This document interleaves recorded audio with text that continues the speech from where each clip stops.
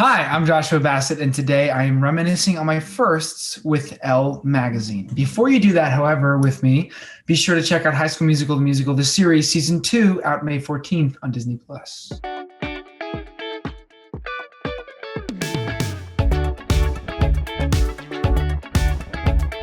The first day on set for Season 2 of High School Musical, the Musical, the series, was with Larry Saperstein. It's a tradition now that we start off the season with Larry and I in Big Red's basement. I can't tell you what we did that day, but I remember being just as nervous as I was the first season. We hate musicals. I don't hate musicals. I just think it's weird when people burst into song in the middle of the street. Dude, that's a musical. And every day I walk on a set with a speaker and I play a different song.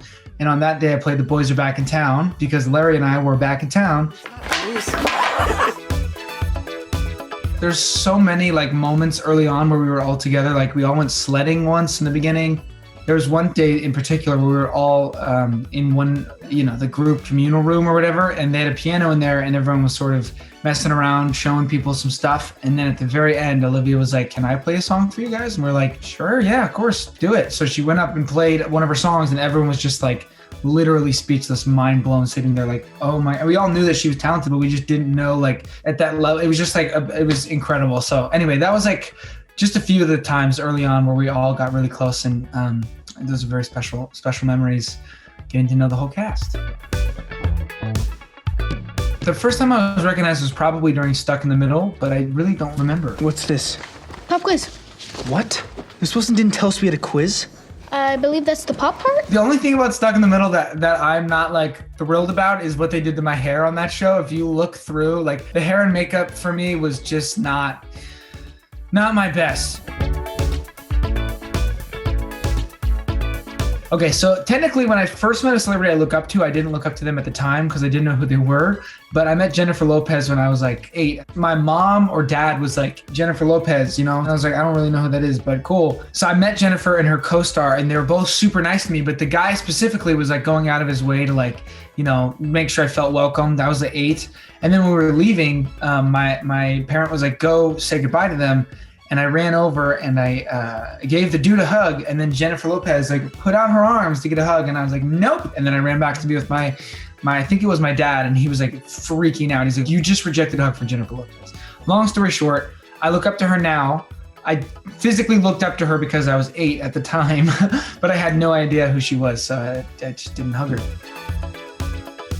I bought myself a Honda Civic after I booked Season 1 because I needed a new car. By the way, my old car was a Honda Civic. I went looking for cars and I realized that I still love a good old Honda Civic. Well, technically the first time I performed in front of a live audience was when I was 7 years old doing High School Musical, the musical. But I guess outside of theater, Olivia and I specifically went to Elsie Fest, so we performed in front of a couple thousand people, but that was before the show was even out. But the crowd was still so welcoming and supportive. I think Olivia and I were both a little shocked that people even wanted us to be there because we were worried about, people would be who are these kids singing these old High School Musical songs? But we were fortunate that everyone was really receptive to it, and it was a good time. Probably just a handful of the times when I didn't prepare as much as I should have for auditions, and ended up, probably not going as far as I could have. But, you gotta just let them go. And you never really know, too. You could have given it your best ever and still probably wouldn't have gotten it. So you can't blame yourself too much. But yeah, I would say early on, just maybe not being as prepared as I wish I could have been.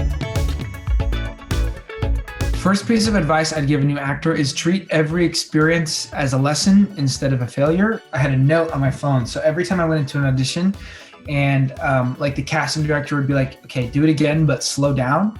I would write that down afterwards so that I had a list of all the things that I'd been given. You aren't going to book most of the things you audition for. And so that way they aren't a waste of time. You at least turn them into a valuable lesson, because every once in a while when you need to brush up on your chops, you can just look through your list on your notes and be "That's right." That'd be what I would say, is turn every experience into a lesson, and you'll get to where you're going much, much, much faster if you do so.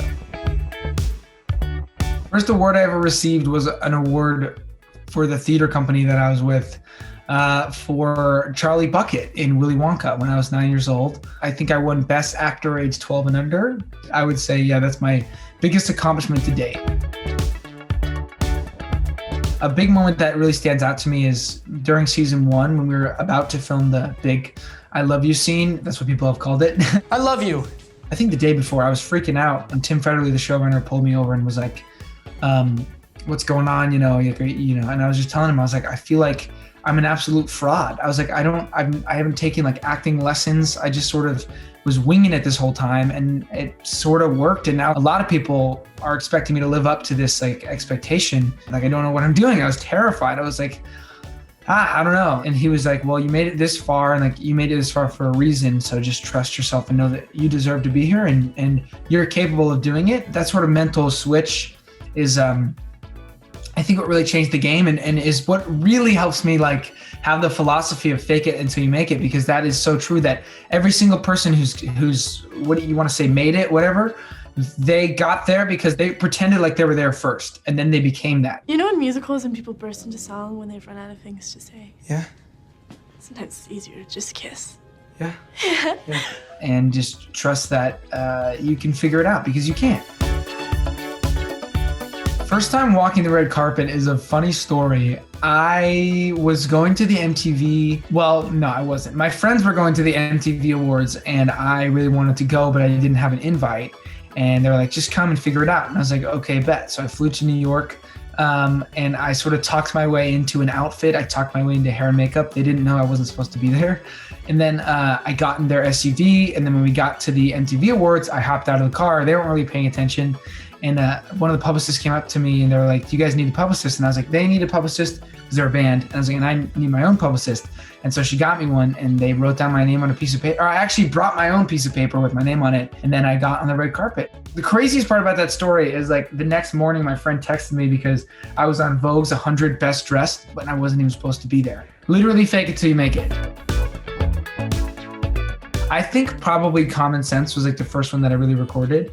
And I'm actually pretty sure that when it came down to releasing the song, we went back to the demo version. So I'm pretty sure that was one of the first songs I ever recorded, and that's one of the first songs I put out, and it actually made it. But I also, at the same time, want to redo Common Sense because I listen to it now. Common sense tells me kiss the girl goodbye. Common sense tells me leave it all behind. Oh, geez, I'm like, you could do so much better.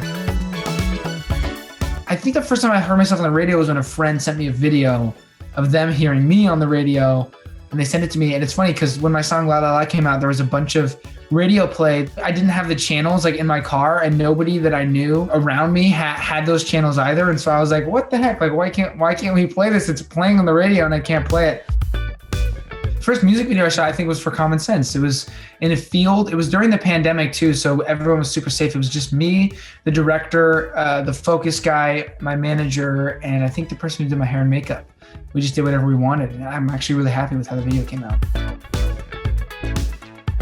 I would say the first time I felt like I quote made it was at Disneyland once when I went with a friend thinking that I'd be okay to go just alone with a friend, and we ended up being like literally trapped in Disneyland. We had to get security to like pull us out of the crowd and kind of hide us backstage. And then the rest of the night they were just the security was with us and sort of escorted us throughout our night. But yeah, I would say that Disney trip was kind of like a, what is going on?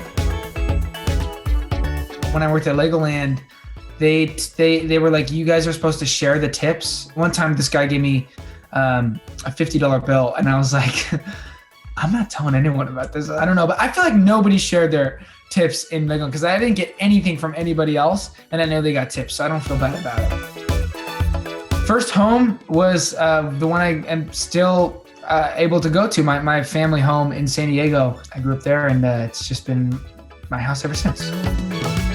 This is probably the most embarrassing thing ever. The first concert that I ever went to was a Miranda Sings concert because I really liked one of the girls who was going to it. So I was like, yeah, I'll get a ticket, I'll go. And I think I wore the lipstick too. She was into another guy who was there anyway, so it didn't even work out.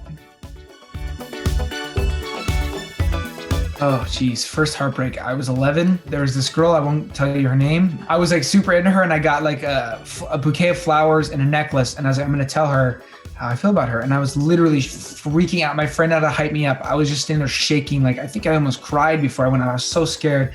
I went up to the girl and I was like, hey, I like you. And I gave her my flowers and necklace. And she said, oh, thanks. I'm moving to Arizona. And she walked away. And I was like, devastated. One, she didn't reciprocate the feelings, which is always hard. And then two, she was moving, so there was no hope for the future. You know, it was devastating. Thanks for watching me reveal my firsts with Elle. Be sure to check out High School Musical, the musical, this series on Disney+, and also subscribe to Elle to see more videos like the one you're watching right now.